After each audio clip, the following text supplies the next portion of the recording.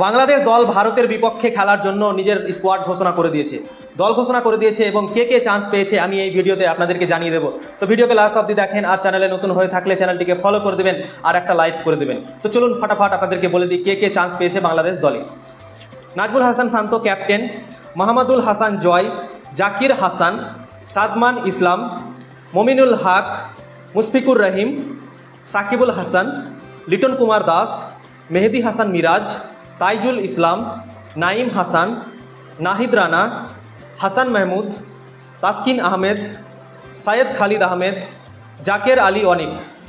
তো মুস্তাফিজুরের নাম এই দলে নেই। মুস্তাফিজুরকে ছাড়াই বাংলাদেশ দল ভারতে খেলতে আসবে টেস্ট সিরিজ। নাহিদ রানা বলে একটা বোলার আছে বাংলাদেশ দলে, সে দারুণ ইমপ্রেস করেছে পাকিস্তান সিরিজে। সে 150 গতিতে বল করেছে এবং পাকিস্তানের ব্যাটসম্যানদের অনেক পরেশান করেছেন। তো দেখার বিষয় হবে নাহিদ রানার উপরে সবারই নজর থাকবে, কেননা সে ভালো পারফরমেন্স করে এসছে পাকিস্তান থেকে। তো বাংলাদেশ দল নাহিদ রানার 150 গতির ফায়দাটা উঠাতে পারে এবং ভারতের বিরুদ্ধে একটা ভালো পারফরমেন্স করতে পারে। বাংলাদেশ দল যে পাকিস্তানে গিয়েছিল, যে দলটা নিয়ে, সেই দলটাই ঘোষণা করেছে এখানে ভারতের সঙ্গে।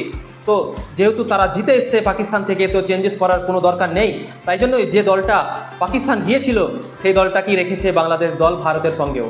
তো দেখা যাক কি হয়। সাকিবুল হাসানের উপরে কেস করা হয়েছিল এবং শোনা যাচ্ছিল কি সাকিবুল হাসান মনে হয় ভারতের সিরিজটা খেলতে পারবে না, কিন্তু ভারতের সিরিজের জন্য তাকে রাখা হয়েছে এবং সে আসবে ভারতে খেলতে।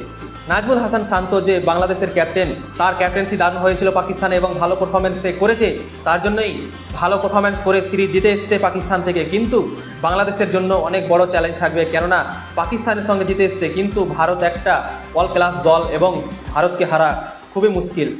তাই জন্যই বাংলাদেশ দল তারা সিরিজ না জিতুক, কিন্তু ভালো একটা যেন পারফরমেন্স করে এবং ভারতকে টাক্কার দিতে পারে। এরকম যদি ক্রিকেট দেখতে পাওয়া যায় তাহলে সিরিজটা দেখতে ভালো লাগবে। তো দেখা যাক বাংলাদেশ দল কীরকম পারফরমেন্স করবে ভারতের বিরুদ্ধে। লিটন কুমার দাসের ওপরেও নজর থাকবে, কেননা লিটন কুমার দাস দারুণ পারফরমেন্স করেছিল পাকিস্তানের সঙ্গে এবং দারুণ খেলেছিল। সে হারা ম্যাচকে জিতে পরিবর্তন করেছিল। 26 রানে 6 উইকেট পড়ে গেছিল বাংলাদেশের এবং পাকিস্তানের বোলাররা হাবি হয়ে গেছিলেন তাদের উপরে, কিন্তু লিটন কুমার দাস দারুণ ইনিংস খেলেছিলেন এবং মেহেদি হাসান মিরাজ এরা দুজন মিলে 165 রানের পার্টনারশিপ করে বাংলাদেশ দলকে বাঁচিয়ে দিয়েছিল।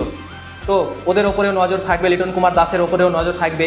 তো মুশফিকুর রহিম দারুণ খেলেছিলেন পাকিস্তান সফরে, 191 রান সে করেছিল, দারুণ বড় ইনিংস সে খেলেছিল পাকিস্তানে গিয়ে পাকিস্তানের বিরুদ্ধে, তার ওপরেও নজর থাকবে। কেননা এই তিনটা প্লেয়ার বাংলাদেশের দারুণ ফর্মে আছে, একটা লিটন কুমার দাস, একটা মেহেদি হাসান মিরাজ আর একটা হচ্ছে মুশফিকুর রহিম। এই তিনটা প্লেয়ার পাকিস্তান সফরে দারুণ ক্রিকেট খেলেছে, এদের ওপরে নজর থাকবে বাংলাদেশ বোর্ডের, কেননা এরা যেন ভালো পারফরমেন্স করতে পারে ভারতের দলের। আর যদি ভালো পারফরমেন্স না করতে পারে তাহলে কিন্তু একতরফা হেরে যাবে, কেননা এরাই ভালো খেলেছিল পাকিস্তানে এবং এদের জন্যই ম্যাচ জিতেছে পাকিস্তানের কাছে বাংলাদেশ। ভিডিও ভালো লাগলে লাইক করবেন, শেয়ার করবেন এবং ফলো করে দেবেন। আর ইউটিউবে দেখছেন তো অবশ্যই সাবস্ক্রাইব করে দেবেন।